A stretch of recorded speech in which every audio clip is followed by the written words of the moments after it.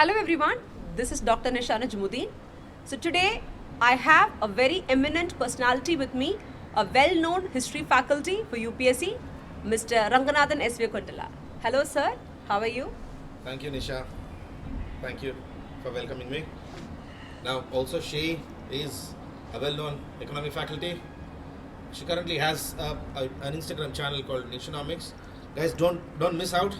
If you want to just have a simplified session about economy and understand what is economy, get clarity on economy, you need to be there. That's Nishanomics. Nishonomics. Thank you sir. So now in this particular video, we'll be discussing about the various strategies that a UPSC CSE aspirant should follow during their entire preparation journey. Over the years, there have been a lot of changes with regard to the question paper, the exam pattern, the way in which a student should prepare and focus on for the exam as a whole. So let's quickly discuss on those things. So sir, what do you think could be the new formula or a strategy pertaining to the current examination point of view for UPSC CSE aspirants? Yes, Nisha. See, certain things have actually changed with the coming of 2025. See, 2024 has been quite complicated even for UPSC. They've been in news for all sorts of reasons.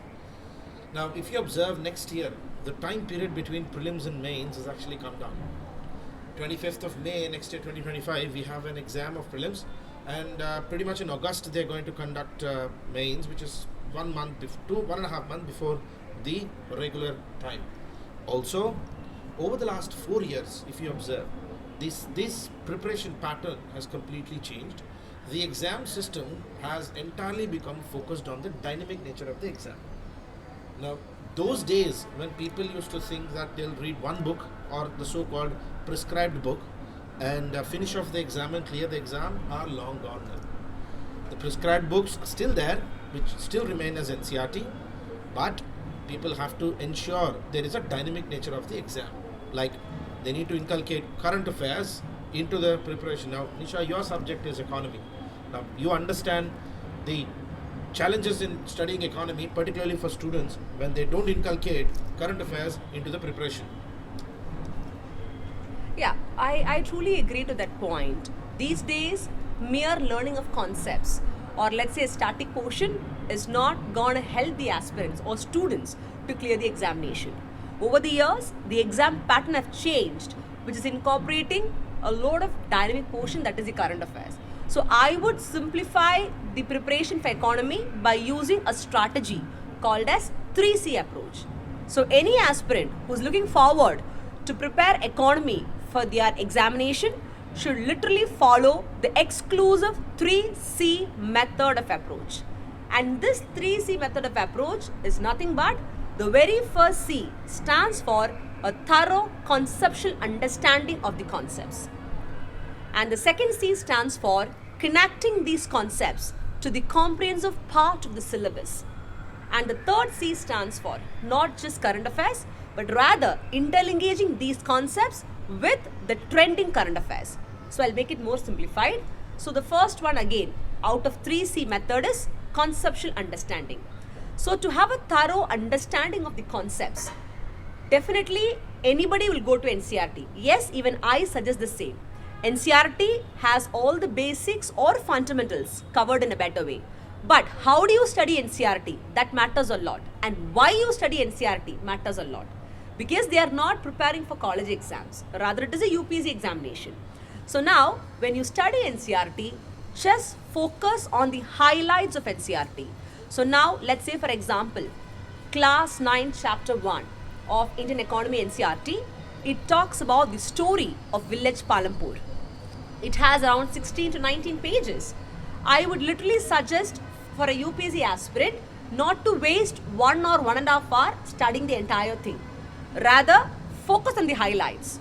That particular chapter talks about a hypothetical village where a village has all the facilities, all the education facility, medical facility, good infrastructure, just to show that imaginary situation they've brought it. But what an aspirant should pick from that is, what are the 4 factors of production? Land, labor, capital, entrepreneur. So now, what are the factor income out of that? Bas, ho gayi. And now once it is done, why do you study it? Because in your prelims and main syllabus, You have agriculture, industry, service sector. You have, the sectors of economy as a whole. That is why you study that. That is how you connect it to the comprehensive part of the syllabus. And now the trending current affairs. It's not like you'll study everything under the earth and sun. Pertaining to, let's say for example, if an aspirant is giving 2025 UPSC examination, 2024, June 2024 to April 2025 is the timeline in which they should be thorough with the related current affairs of the topics. Jan, Feb, March, April, May 2025, they can just go through the current affairs in the form of MCQs. Top 100 MCQs for the month of Jan, Feb, and then a quick 360-degree coverage will help them to memorize those topics. So this 1 year trending current affairs is enough, and a proper method of interengaging the static with the dynamic portion will literally help the aspirants to do wonders in their preparation. Yes, Nisha, and to add there, actually the current affairs essential focus that we have observed, particularly with prelims over the last 3-4 years, is majority of the questions or the current affairs focus tends to happen between August, September, October, November, December and January, where the prelims exam is in May. So particularly these 6 months, a focused, in-depth, core content-based approach to current affairs is extremely important. Now whatever Nisha said, it's actually even applicable to all the subjects, not just economy. When you're studying a subject, understand the conceptual clarity of the subject. The concept is very important than the content itself. Now, for example, in history, which is what I teach, with history, one of the challenges which students try to do is they just try to mug up and study and just ratify and just try to remember everything. That's not going to help you in your exam. Number one. Number two, one of the biggest challenges, again, students do is when they try to study, they're trying to do too much too quickly. History takes time. After your 10th class, this is the first time you're seriously studying history. Number three, focus on your previous year questions. Now, regardless of your aim, regardless of what you're doing, please understand your entire purpose of this exam or this preparation is only to clear the exam. You're not here to learn this subject. For the subjects, there are colleges and there are universities. Stick to the syllabus. 90% of the students tend to fail out because they don't fix or stick to the syllabus. They're doing everything available on every part of the world. Third, limit your extent of sources. NCERT, maybe one book. At best, maybe one current affairs magazine or a module. Nothing more than that. Everything else will just going to waste your time. Remember, in general, you need to plan your time very well. Particularly for students, I give you a very unique understanding of your time. You have 24 hours in a day. 8 hours of study, 8 hours of classes, 8 hours of sleep, rest. That still gives you 8 3s, 24 hours. Everybody gets the same time. 8 hours if you study also, you will still have 8 hours of classes. And if you're not attending 8 hours of classes, just imagine you have 16 hours of preparation. On an average day, you have to prepare. I always suggest, if you're doing serious 1 year preparation, 6 hours a day. 6 days a week, that's 36 hours. Overall, if you do over a 52-week period, you're doing 1,850 hours. The total preparation in this exam is only for 650 hours. So you can prepare the entire syllabus once and you can read it twice, even if you do a decent 1 year preparation. Remember, UPSC preparation is all about planning, about timing, about your sources, about your knowledge and your mentor. Now remember, mentor, somebody to guide you, somebody to hold your hand and show you the path is actually a significantly important part of the exam now.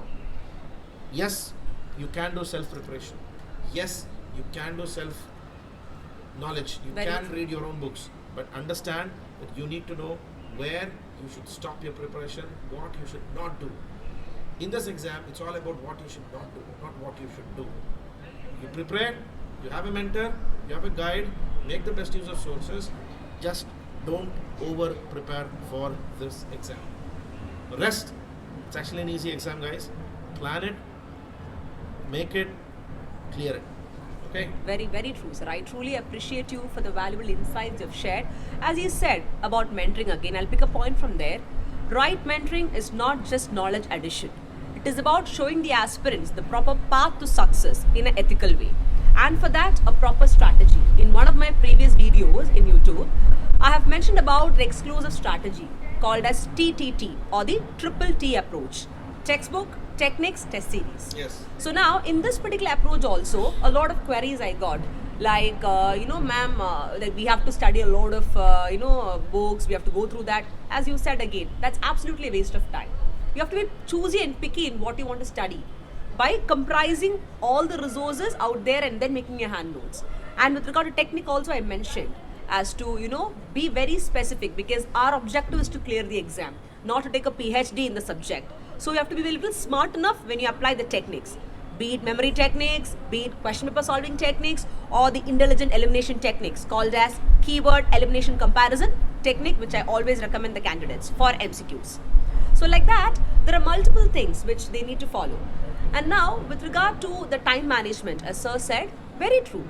People think studying continuously with just, only and only studying for 8 hours, 9 hours is not going to help you. All work and no play makes Jack a dull boy. So now, study for 6 continuous or rigorous hours with whatever breaks you want, but the 6 to 8 hours, especially 6 hours, that is very important because that has to be solid as well. Unless and until you have a mindset of doing that, it is little difficult to clear the exam. Let's say for example, somebody is preparing for 2 years and now you are giving an exam on 2025. When you're giving an exam on 2025, 18 months before to that, prior to that, you should be well versed in all the subjects and how the exam is all about. So 18 months per day, 6 to 8 hours of study will literally enable any aspirant to clear this examination in the very first attempt. And this is from experience we are talking. We are from our own experience and also from the students' point of view. Yeah. And just to add in the technique there, guys, there's one piece of warning or one piece of advice which I would advise all the students now. Those days when we used to guess the number of questions which come per subject are long gone now. Exactly. We used to tell in history, we used to say 20 questions, 5 questions history, modern India, 5 questions medieval India, 2 questions ancient India, rest art and culture. Those days are long gone. Stop guessing the paper. Regardless of how the paper is, be determined that you're going to write the exam. You have to write the exam. There is no other choice. Questions are extremely dynamic now. Sometimes economy has more focus, sometimes polity has more focus, sometimes history has more focus. Number 1. Number 2, on a very lighter note, stop liking the syllabus. आपको शादी नहीं करना है, पढ़ना है. There is nothing to like or dislike in the syllabus. We do hear a lot of students who keep saying, I don't like ancient India, I don't like geography, I don't like art and culture. You don't like it, the rest 9.5 lakh do like it. If you don't study, they're going to study. As a piece of advice, entire syllabus has to be done. Keep the syllabus sheet with you, always in your phone as a PDF, in your wallet as a printout. Always keep it with you. Whenever you prepare a topic, check in the syllabus. If the syllabus note does not mention the topic, you're not doing it. Period. That's not to be negotiable. Syllabus only is your tool for succeeding in this exam. Very true, very true. And now in the syllabus, it's not what you study. What you study is right in front of you. With regard to syllabus, every single UPSC aspirant should keep one thing in mind. You know what to study. Now, how to study and why you study in order to clear the exam. So your preparation should be from the exam point of view, because UPSC is not just a preparation, rather it is a journey which will redefine the evolution of your personality. So make sure that you prepare as to how and why. So these 2 questions will enable you to understand the depth and the importance of the exam at the fullest. So I think, sir, we have discussed multiple things. Yes. And guys, stay tuned for more videos. Keep watching. Next week we'll be coming with another podcast, another quick discussion. This time we will go specific to a subject. We'll take one topic, either economy or history or geography or polity Or IR. And just give you an advice of how to approach each of these. We'll also be advising you about some things to do. Now, as a word of advice, please do follow Nishanomics. NISHONOMICS on Instagram. You can also And- follow me on Real Motivation Monk on Instagram. That's Real Motivation Monk on Instagram. Okay. At the same time, we have our exclusive YouTube channel, which is absolutely free of cost. So do like, subscribe, and follow Civils Plus IAS. I repeat, Civils Plus IAS. Just go to YouTube and just search Civils Plus IS and you will get it, guys. Okay. Thank you. Thank I'll you see and Jai Hind.